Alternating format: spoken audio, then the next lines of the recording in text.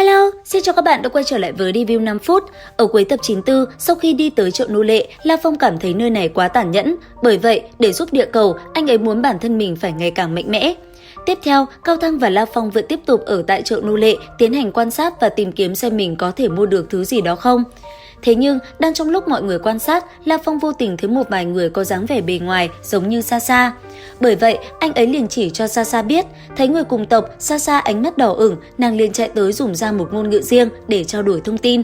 Thế vậy, La Phong ngạc nhiên hỏi, sao, người biết họ à? Chủ nhân, mấy cô ấy cùng ta đến từ cùng một quê, sau đó bị bắt làm nô lệ. Nghe thấy những lời này, ánh mắt mọi người đều tỏ ra ngạc nhiên.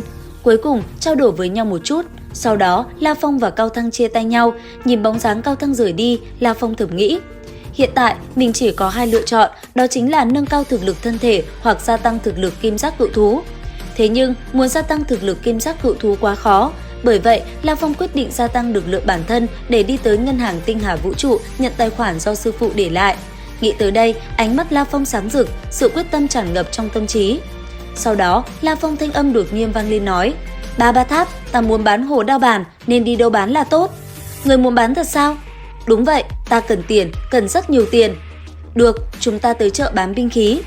Dứt lời, hai người cũng liền tiến về phía trước. Sau đó, họ tới một gian phòng lớn, ngay lập tức đã có một lão quản gia tới thanh âm vang lên nói, xin hỏi, vị tiên sinh này có gì cần giúp đỡ không?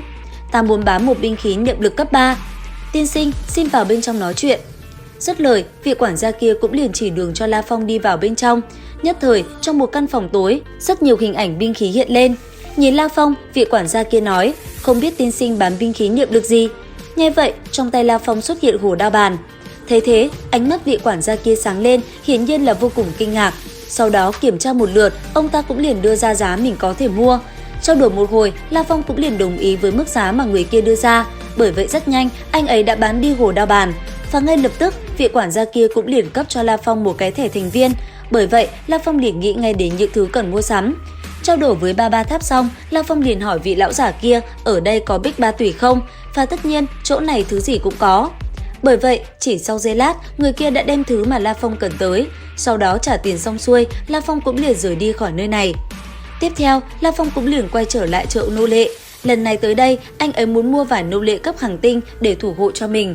Nghe vậy, một người nhanh nhẩu đã liền dẫn anh ấy tới chỗ nuôi dưỡng nô lệ.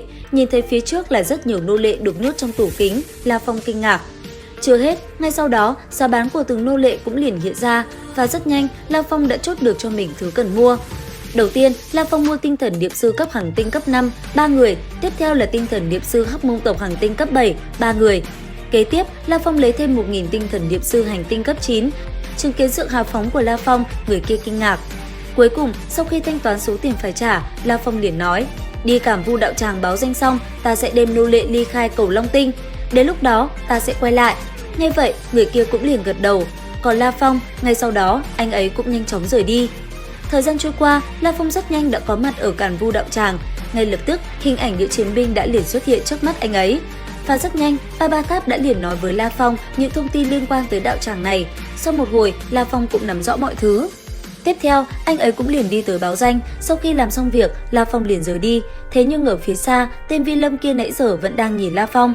Sau một hồi, hắn ta liền nói với những người đi cùng một cái kế hoạch, dường như hắn ta muốn trừ khử La Phong. Còn La Phong, ngay khi báo danh xong, anh ấy đã liền ra lệnh cho những nô lệ rằng mình chuẩn bị rời đi. Bởi vậy, gặp nhau ở cảng tinh cầu. Thế nhưng vì liên lạc với những nô lệ xong, La Phong đã liền nhận được điện thoại của Cao Thăng. Trò chuyện một hồi, La Phong cũng nói lời tạm biệt. Cuối cùng, anh ấy liền lên phi thuyền Hắc Long Sơn và đi tới hành trình cuối cùng của mình trong lần du ngoại vũ trụ, đó là tới Bạch Lan Tinh. Rất nhanh, dưới sự điều khiển phi thuyền của Ba Tháp, hai người đã đi vào trong không gian vũ trụ rộng lớn. Đến đây thì hết tập 95 Thôn Phệ Tinh Không. Xin chào và hẹn gặp lại các bạn ở những video tiếp theo.